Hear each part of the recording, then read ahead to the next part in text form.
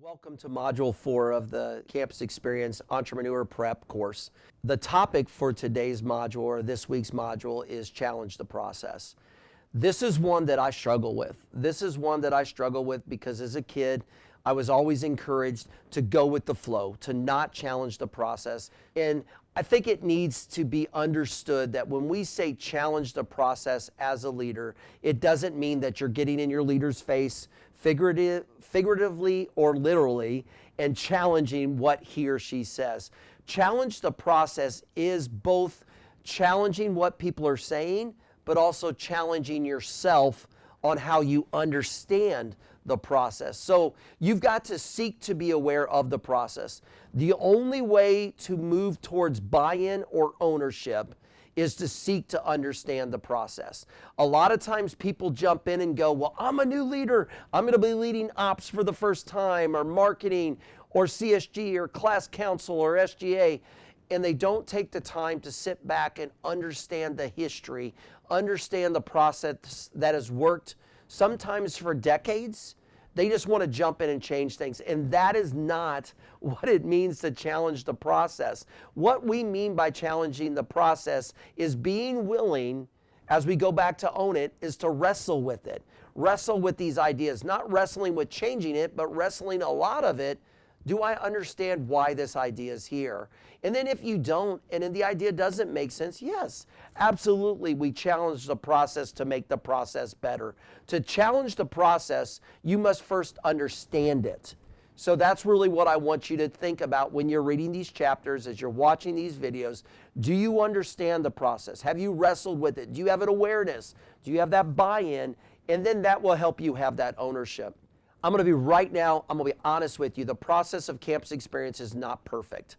It's never going to be perfect because I'm in charge. And the idea that no process is perfect. You could go to several different hospitals, businesses, churches, organizations, homes, and everybody's process is going to be a little bit different. There's some families that never let their kids have phones until they're 18. There are some families that make their kids always eat at the dinner table. There might be some families that don't have TVs. None of these processes are wrong. It's just the process for that family. So the process is not perfect and it doesn't fit everyone. It's not the only way. Organizations must have a commitment to a process. So for us as Campus Experience, we do have a process. And that process is there for unity, for clarity, and for direction.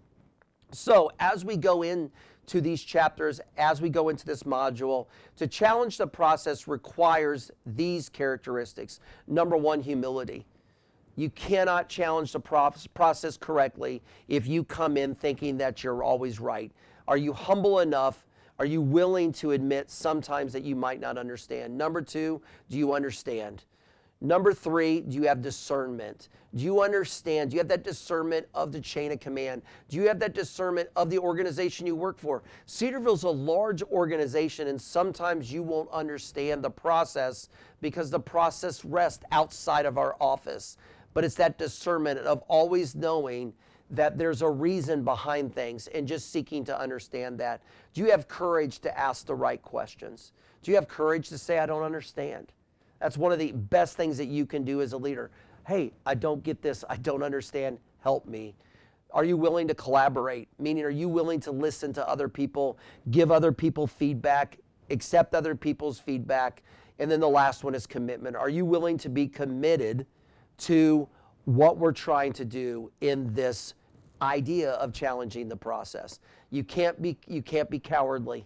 You got to have courage. You've got to go out and you've got to challenge that process. So what does challenge the process have to do with campus experience? Well, we've talked about clarity. It's part of our DNA. You've got to seek clarity. You've got to provide it and you've got to ensure it. So in seeking it, it's your job to seek clarity. If you don't understand, ask.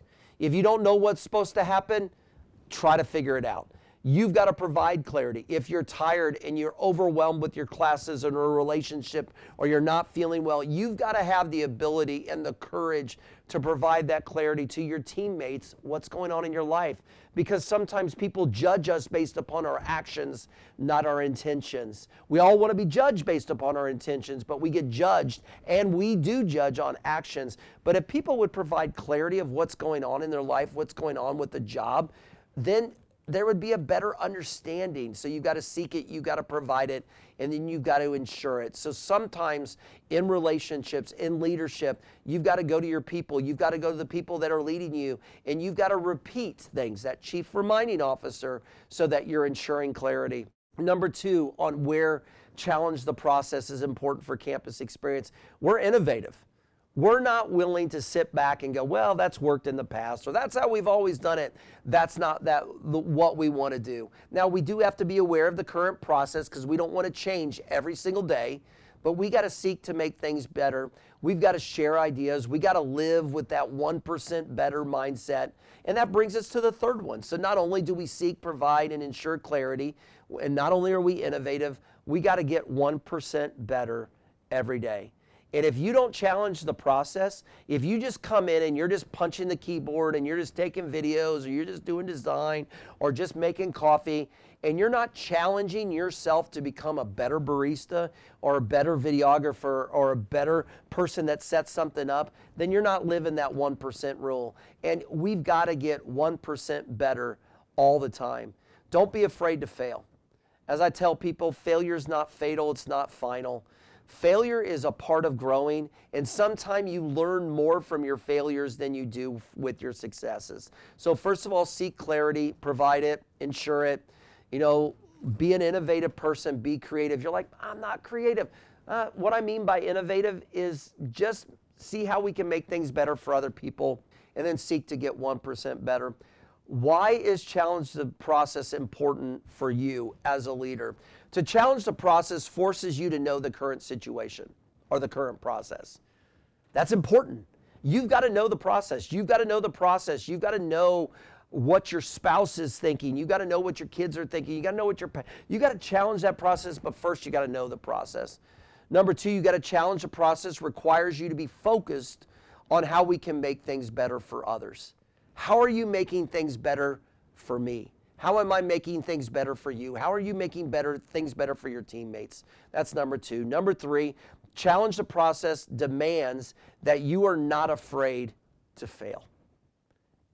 If nobody's ever told you, you will fail. And it's okay to fail. I don't think you want to wake up and go today like, man, I'm excited to fail today. But you got to wake up today and understand that you will fail today. And what are you going to learn from those failures? And as we said a few minutes ago, failure is not fatal and it's not final, and you can learn from it.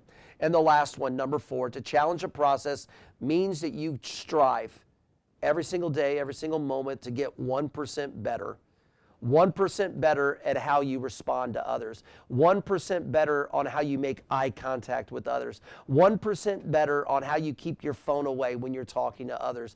1% better in your job. 1% better in your time with the Lord. 1% better in all of life. Because when you want to challenge the process, challenging the process as a leader really puts the focus or the microscope on you first before you can put the microscope on the job. So we need you to challenge the process. I want to challenge you to look inwardly so that you can serve and lead us and assist us and be a great teammate outwardly. So we need you to challenge the process, and don't be afraid to do that.